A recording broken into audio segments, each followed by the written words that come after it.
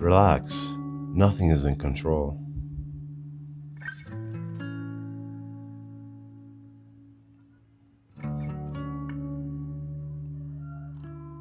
Nothing wrong with being a control freak, so long as if we are controlling our own words, actions, and behaviors.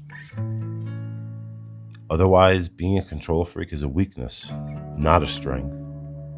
Because if we can't allow others to shine, then we're just showing a lack of self-confidence and therefore a lack of authenticity. Indeed, it is a form of isolation through the ego. Being a control freak makes us tense, stressed out, and unpleasant to be with. So it's no surprise that in general, people do not like being around control freaks, because while in their presence, they often do the exact same things that the control freaks themselves fear. Lying, deception, talking badly behind others' backs, etc., so on and so forth. When a person attempts to control someone else's life, it only reflects the lack of control they have in their own. Funny how people who desperately want to change you are the least likely to change themselves. Unfortunately, control freaks believe that by pulling all the strings in their environment, that they can or will somehow improve upon or at least make their situation more bearable. And this applies not only to everything within their own lives, but also the lives of others. As such, control freaks often experience problems with interpersonal relationships because the people around them often feel controlled. Indeed, for a control freak, love and desire to control others are synonymous.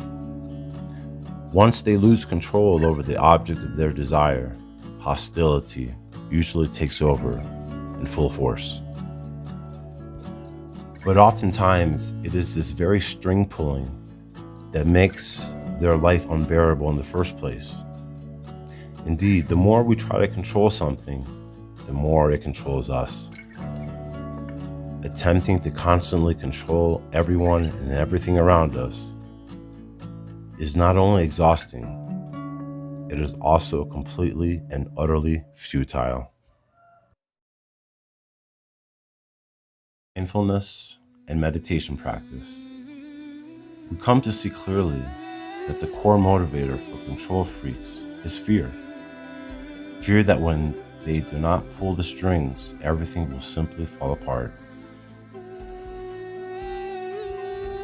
Additionally, we see that such anxiety does not come from thinking about the future so much as it does from the desire to control it. So when we see someone who needs power and control and will stop and will not stop until they get it, we're actually just seeing someone who is deeply afraid of life. Fearful people can only have things their way.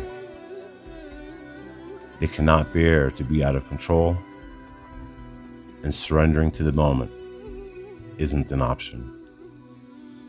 But letting go is actually a powerful tool laying within the tool shed many just never use.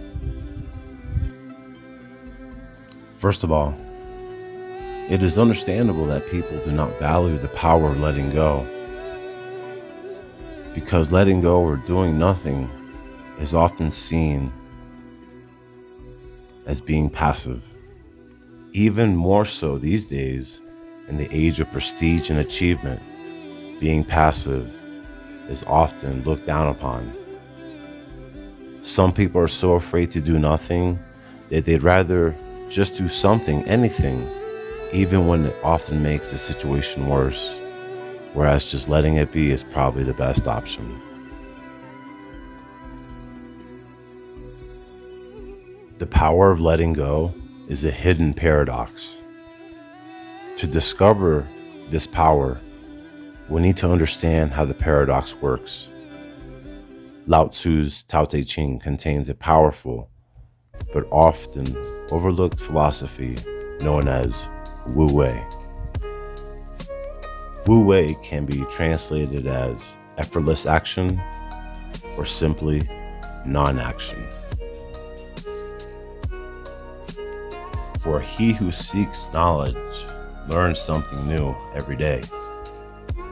The one who seeks the Tao unlearns something new every day.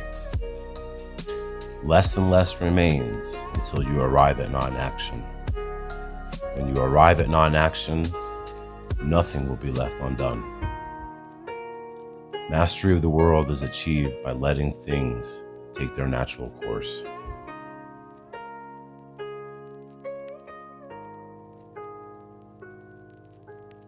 We cannot master the world by changing the natural way. More simply put, stop trying to control the uncontrollable. When we actually put this into practice, we begin to notice a few things. First, we discover that problems often solve themselves. Indeed, in most cases, they simply do not require our intervention whatsoever. Moreover, we also notice that by intervening, we often tend to make things worse. Finally, we notice that beyond the things we do control, in a nutshell, our own actions, everything else lies in the hands of the universe, which is, of course, completely out of our control.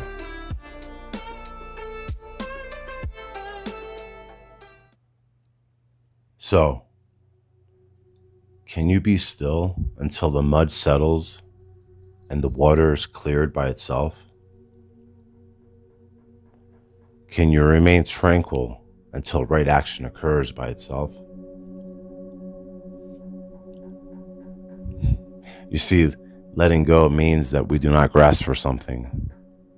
This doesn't mean that we should never take certain actions under certain circumstances, but simply being aware that many actions or doings are totally unnecessary for us to find a sense of fulfillment and completeness. Look within and be aware of this.